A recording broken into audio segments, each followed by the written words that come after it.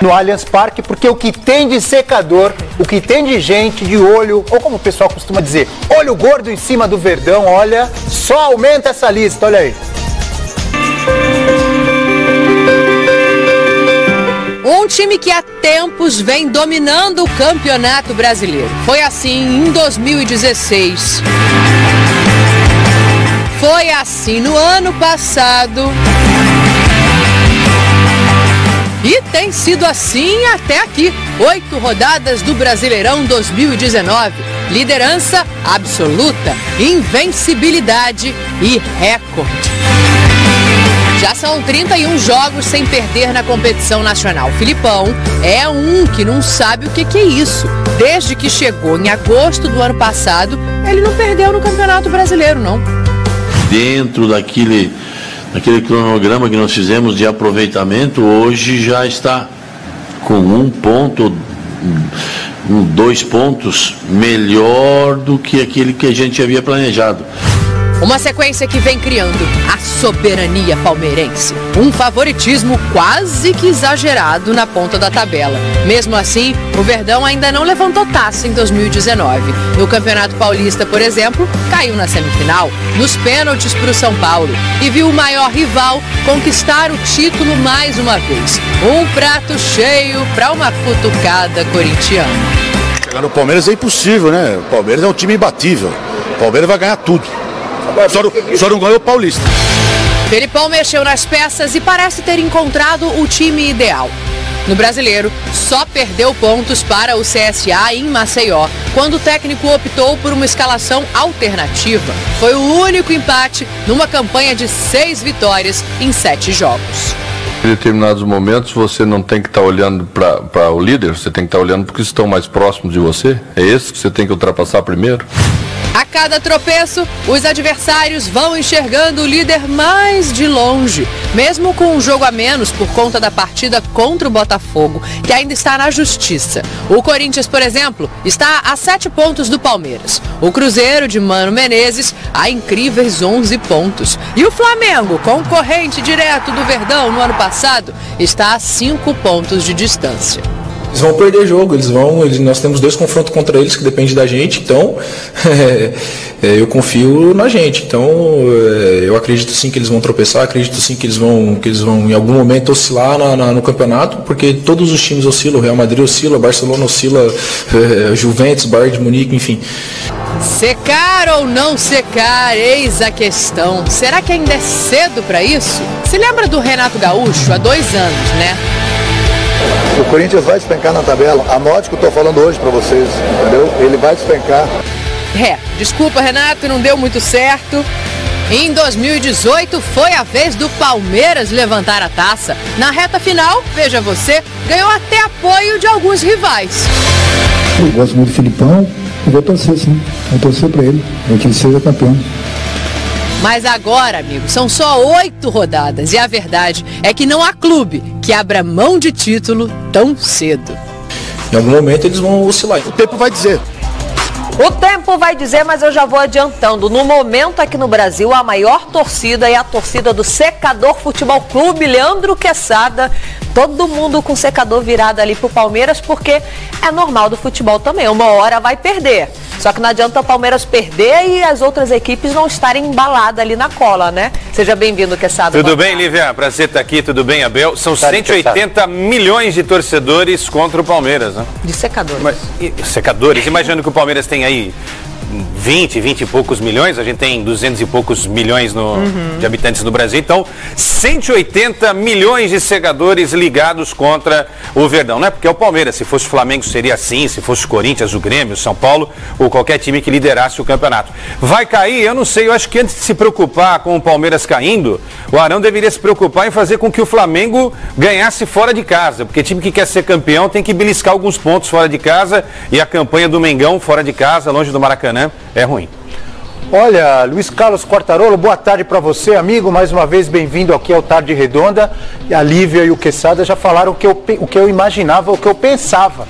Não adianta secar se os outros times não fazem a parte deles, né? Quer ganhar do Palmeiras e ganhar os outros jogos também. Boa tarde. Boa tarde, um abraço a Lívia também, Abel, Quesada, meu grande amigo aqui de São Paulo. Nos ombreamos em muitos momentos em grandes reportagens, né, Quesada? Opa! Olha, o negócio é o seguinte, é o time a ser batido nesse momento, é o campeão brasileiro atual, é o que está liderando, e o Felipão, quando perder, vai falar o seguinte pro Quesada: agora você não pode mais falar que nós somos invictos. Acabou a responsabilidade. Ele gosta de usar essas coisinhas sempre a favor e, aliás, faz muito bem. O William Arão acabou de falar o seguinte: Real Madrid, Barcelona, Bayern Munique e Juventus, todos oscilam. Mas todos ganham, né? Todos são campeões. De vez em quando realmente dá uma derrapada. Mas no geral, olha, é o time a ser batido, é o melhor time do país nesse momento. Acho que a parada atrapalha muito o Palmeiras. E o Palmeiras está falando em contratar, né? É o time que está rico, tem dinheiro, tem bom patrocinador. Ou seja, é um time realmente a ser batido, mas neste momento é inalcançável. Boa, tá aí todo mundo secando o líder Palmeiras e vocês bem pontuaram, né? Poderia ser qualquer um na liderança que estaria sendo secado e não adianta, não seria diferente. Tarde Redonda de volta agora para falar do líder do Campeonato Brasileiro, aliás, atual campeão brasileiro, Palmeiras, que aposta mais uma vez na grande fase do Dudu. Olha aí. Se tem alguém em grande fase no Palmeiras, esse é Dudu. O camisa 7 foi o jogador que mais entrou em campo pelo Verdão na temporada. Já são 29 jogos e 4 gols marcados. Com a lesão de Neymar, o atacante chegou a ser cogitado para ser convocado por Tite para disputar a Copa América, mas viu William ficar com a vaga, o que não caiu bem para alguns torcedores. Para se ter noção, Dudu tem sido o cara do Campeonato Brasileiro, liderado com sobras pelo Palmeiras. Ele vence os rivais em fundamentos importantes no setor ofensivo, como assistências, somando 5. O atacante também é o jogador que mais finalizou na competição, com 23 tentativas. Tudo bem que somente 7 na direção do gol e 16 para fora. Dudu ainda é o cara que mais cruza certo até o momento, mais deu drible certeiro e o que mais recebeu faltas, tirando o sono das zagas adversárias. Com tudo isso, os questionamentos são muitos. Dudu merecia ou não estar na seleção brasileira? Dudu é o melhor jogador atuando no Brasil? Bom, eu vou te poupar da primeira pergunta, Leandro Quesada, porque você já respondeu. Tem eu assino embaixo, o Abelão aqui Faz também. 4 anos ele falou que está na expectativa do Dudu jogando na seleção. Mas hoje, em atividade no Brasil, é o melhor jogador? Que a gente sabe que no Palmeiras ele é fundamental. E mesmo com o rodízio, o Filipão dá rodagem para ele. Ele é um dos que menos deixa de atuar, né? Justamente para manter o ritmo, esse pique. E a gente tem que escolher um, né? Mas assim, eu acho que só resumir a um jogador atuando bem no Brasil é uma injustiça com outros, né? Aí você vai olhar para o Flamengo, o Bruno Henrique está jogando fino da bola, outro cara que merecia também estar na seleção. Aí você olha para o Corinthians, o Cássio fecha o gol toda hora, está na seleção. Aí você olha para outros times e tal. Agora, estamos falando do Dudu. O Dudu, ele é protagonista desse time do Palmeiras há 4 temporadas. E o Palmeiras é um dos melhores times do Brasil, em alguns momentos o melhor time do Brasil, como nesse atual momento, a equipe de maior destaque. Eu respeito muito o trabalho do Tite, mas eu acho inconcebível que o Dudu não tenha tido mais oportunidades na seleção brasileira. Realmente eu não consigo entender. Ou a gente vê um jogo de futebol diferente daquele que o Tite vê. Bom, o Tite chamou o Fernandinho, né?